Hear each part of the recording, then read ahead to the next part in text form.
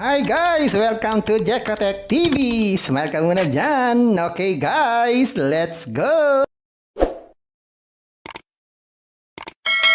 And guys, ito yung kanilang registration form. Maglalagay tayo ng mobile number. Sa mobile number, dapat 63 ang umpisa. 639, ganyan. Tapos password. Tapos ulitin lang daw itong password. At itong OTP, hindi naman ito gumagana. Ang ilalagay sa OTP ay 4 na 8, tsaka 9. Yan. So, laging ganyan, no? So, kasi itong OTP ay may problema. So, nagbigay sila ng sarili nilang OTP.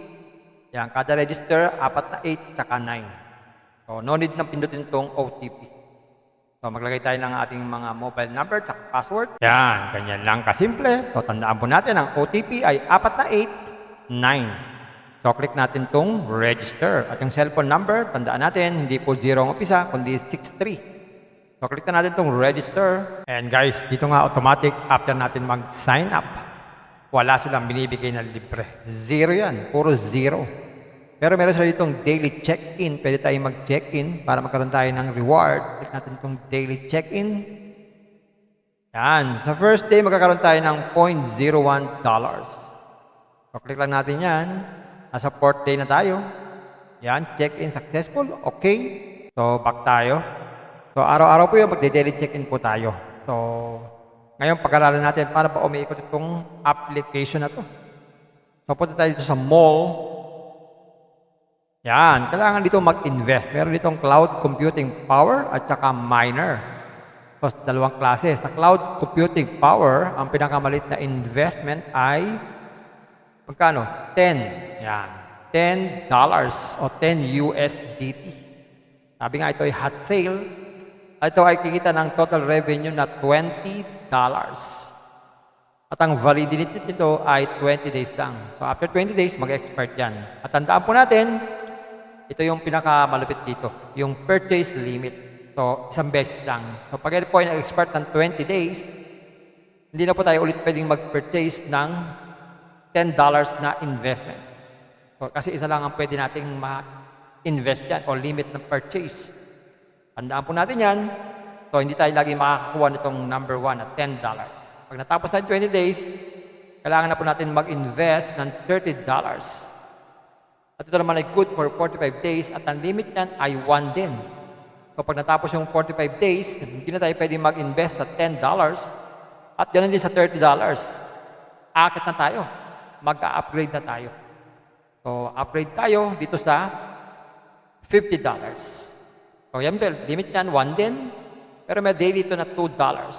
Yan, 60 days din. So, isang beses lang tayo pwede mag-purchase kada isang investment na inaalok nila. So, yan po yung pinapaliwanag dito para alam po natin. Kasi iba tayo magulat pag tayo po ay natapos na yung ating investment, hindi na tayo makapag-invest. Ito naman sa miner. Yan. Sa miner, ang pinakamaliit na investment ay $10 din. Yan. At ang purchase ito ay 1 lang din. At ang validity nito ay 365 days. Susunod naman dito ay $30 na rin. At meron naman itong 365 na validity period at ang net income per day is $0.20. Meron din namang 50. 1 din ang limit niyan. 365 days and $0.30 po. Ang gawin lang para makapag-invest dyan, click lang itong my. Kaya kailangan mag-recharge sa atin at ang palitan dito ay $1. It is equivalent to 70 pesos. So medyo malaki yung palitan dito. No? So ayan, lumabas na po yung ating kaninang check-in. Every check-in natin din, magkakaroon tayo ng $0.01. So meron tayong $0.01. So maglalagay lang tayo ng amount dito, nabuhat $10. So ang equivalent yan ay 700 pesos. So kailangan natin transfer ng fund na 700 pesos. Pwede po sa WikiPay or WikiPay Maya. So, itong sa GCash, itong sa Maya. So, GCash tayo. Payment. Yan. Lagin tayo sa GCash natin. Yan. Scan tong QR code. Mag-transfer ng fund. Pag naka-transfer na, ayun. Pwede na tayo mag-invest. Investment na gusto natin. Check natin ang withdrawal. Sa withdrawal, bago mag-withdraw, click natin itong Bank Card Management. Yan, maglagay tayo ang ating mga GCash. So, pag WKPay, GCash po yan. Sara naman po yan. Tapos, lagay dito ang GCash number. Saka, ang ating GCash name. Tapos yung ating account registered number. So, magkaiba po yung account registered number. Yan po yung ginamit ng kanina. Meron pong 63. Pero yung GCash natin, 0 ang umpisa. Click natin submit. Yan. So, check natin magkano ang minimum withdrawal dito. So, ang minimum withdrawal dito ay magkano?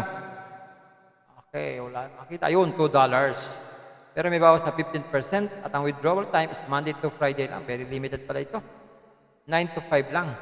So, medyo limited, no? Limited na, may bawas pang 15%. Ang Saturday and Sunday, fund will be transferred to your GCash or Maya on the following Monday. Pwede ka naman mag-file ng withdrawal, kaya lang, Monday pa natin marireceive. Patakaran sa pag-withdraw. So, pwede tayong mag-download ng ANP application. At pwede tayong kumontak sa WhatsApp. At ganoon sa Telegram pag may tayong problema sa ating account. At makaka-check tayo ng withdrawal record, minor record, credit record. At saka pwede tayong mag-log out na lang pag ayaw natin sa application na to. At meron sila ditong pledge, tinatawag. Pwede tayo mag-pledge. Ayan. Ang pinakamalit na pledge ay $10. Ang cycle nito ay 7. Pero isa lang beses lang. Ang revenue nito ay $1. Pag naman 30, 50 naman po ang investment cycle. Limit nito, 1 din. 3.60 naman po ang revenue.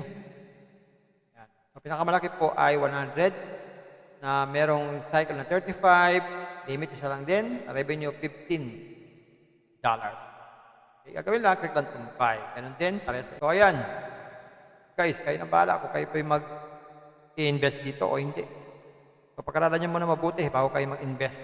Pampaalala, ang ganitong mga application, minsan tumatagal, pero minsan sandaling-sandali lamang. Kung may free, sa free na lang muna tayo. Kung may free, sa free na lang muna tayo. At sa pampaalala, ang ganitong mga application, minsan tumatagal, pero minsan sandaling-sandali lamang.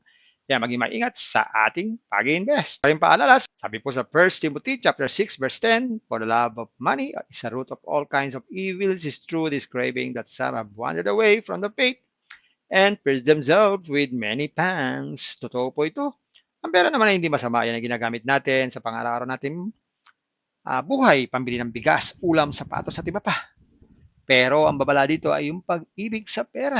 Pag tayo po umibig na sa pera, maaari tayong makagawa ng sari-saring kasamaan. Yan po ang kinauugataan, yung ating pag-ibig sa pera. Kaya ito po ay isang babala. Dahil ang ating mga kasama natin ay nawala na sa pananampalataya. Mas pinili nilang ibigin ang pera. Hindi natin alam kung nasaan sila. Kaya pinag-iingat po tayo dito. Mag-iingat po tayo sa pag-ibig sa pera. Bye-bye. Ingat lagi sa pag-invest. Bye. Hi guys! Welcome to Jekatech TV!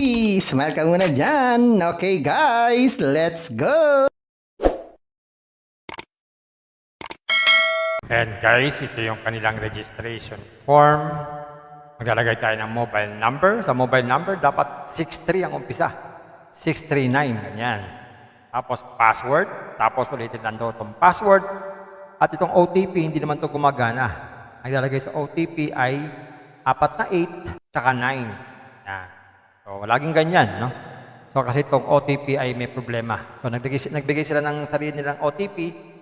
Yan, kada register, 4 na 8, tsaka 9. So, no need na pindutin itong OTP. So, maglagay tayo ng ating mga mobile number, tsaka password. Yan, ganyan lang kasimple. So, tandaan po natin, ang OTP ay 4 na 8, 9. So, click natin itong register. At yung cellphone number, tandaan natin, hindi po 0 ang umpisa, kundi 63. So, click na natin itong register. And guys, dito nga automatic, after natin mag-sign up, wala silang binibigay na libre. 0 yan, puro 0. Pero meron sila ditong daily check-in. Pwede tayong mag-check-in para magkaroon tayo ng reward. Click natin itong daily check-in. Yan. Sa first day, magkakaroon tayo ng $0.01. So, click lang natin yan. Nasa 4th day na tayo. Yan, check-in successful. Okay. So, back tayo. So, araw-araw po yun, magde-daily check-in po tayo. So, ngayon, pag-aralan natin, paano ba umiikot itong application na to? So, punta tayo dito sa mall. Yan, kailangan dito mag-invest. Meron ditong cloud computing power at saka miner.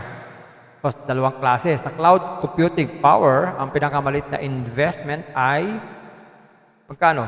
10. Yan. $10 o 10 USDT. Sabi nga ito ay hot sale. Ito ay kikita ng total revenue na $20.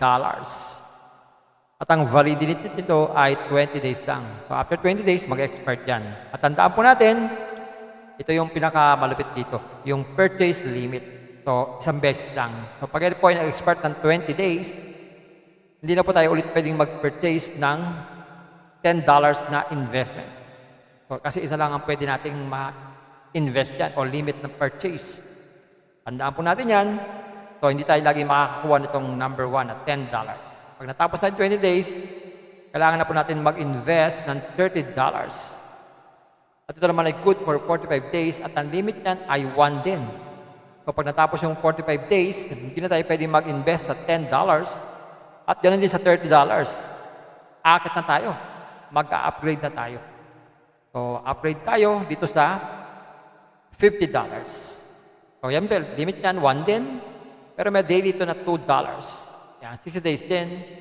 So, isang beses lang tayo pwede mag-purchase kada isang investment na inaalok nila. So, yan po yung pinapaliwanag nito para alam po natin. Kasi iba tayo magulat pag tayo po ay natapos na yung ating investment, hindi na tayo makapag-invest. Ito naman sa minor. Yan, sa minor, ang pinakamaliit na investment ay $10 din. Yan. At ang purchase ito ay 1 lang din. At ang validity nito ay 365 days. Susunod naman dito ay $30 na rin. At meron naman tong 365 na validity period at ang net income per day is $0.20. Meron din namang 50, 1 din ang limit niyan, 365 days and $0.30 po. Ang gawin lang para makapag-invest dyan, click lang itong my. Kaya kailangan mag-recharge natin at ang palitan dito ay $1. It is equivalent to 70 pesos. So medyo malaki yung palitan dito. No? So ayan, lumabas na po yung ating kaninang check-in.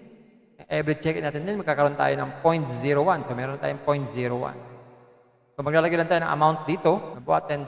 So, ang equivalent yan ay 700 pesos. So, kailangan natin mag-transfer ng fund na 700 pesos. Pwede po sa WikiPay or WikiPay Maya. So, itong sa GCash, itong isa ay Maya. So, GCash tayo, payment. Yan, lagin tayo sa GCash natin. Yan, scan tong QR code, mag-transfer ng fund. Pag naka-transfer na, ayun. Pwede na tayo mag-invest sa investment na gusto natin. Check natin ang withdrawal. Sa withdrawal, bago mag-withdraw, click natin itong bank card management. Yan, maglagay tayo ang ating mga GCash. So, pag WKPay, GCash po yan. Sara naman po yan. Tapos, lagay dito ang GCash number, saka ang ating GCash name. Tapos, ang ating account registered number. So, magkaiba po yung account registered number. Yan po yung ginamit ng kanina. Meron pong 63. Pero yung GCash natin, 0 ang umpisa. Click natin submit. Yan. So, check natin magkano ang minimum withdrawal dito. So, ang minimum withdrawal dito ay magkano? Okay, wala. Makita yun, $2. Pero may bawas na 15% at ang withdrawal time is Monday to Friday lang. Very limited pala ito. 9 to 5 lang. So, medyo limited, no? Limited na, may bawas pang 15%. Ang Saturday and Sunday, fund will be transferred to your GCash or Maya on the following Monday. Pwede ka naman mag-file ng withdrawal, kaya lang, Monday pa natin marireceive. Patakaran sa pag-withdraw. So, pwede tayong mag-download ng ANP application at pwede tayong kumontak sa WhatsApp at ganoon sa Telegram pag may tayong problema sa ating account at makaka-check tayo ng withdrawal record, minor record, credit record. At saka pwede tayong mag-log out na lang pag ayaw natin sa application na to. At meron sila dito pledge, tinatawag. Pwede tayong mag-pledge. Ayan, ang pinakamalit na pledge ay $10. Ang cycle nito ay 7. Pero isa lang beses lang, ang revenue nito ay $1. Pag naman 30, 50 naman po ang investment cycle. Limit nito, 1 din. 3.60 naman po ang revenue. So, pinakamalaki po ay 100 na merong cycle na 35, limit isa lang din, revenue $15. Okay, gagawin lang, click lang itong buy. Ganun din, pares. So, ayan. Guys, kayo na bahala kung kayo po mag-i-invest dito o hindi. So, pagkaralan nyo muna mabuti bago kayo mag-invest. Kung may free, sa free na lang muna tayo. Kung may free, Sa free na lang muna tayo. At sa pampaalala, ang ganito mga application, minsan tumatagal, pero minsan sandaling-sandali lamang.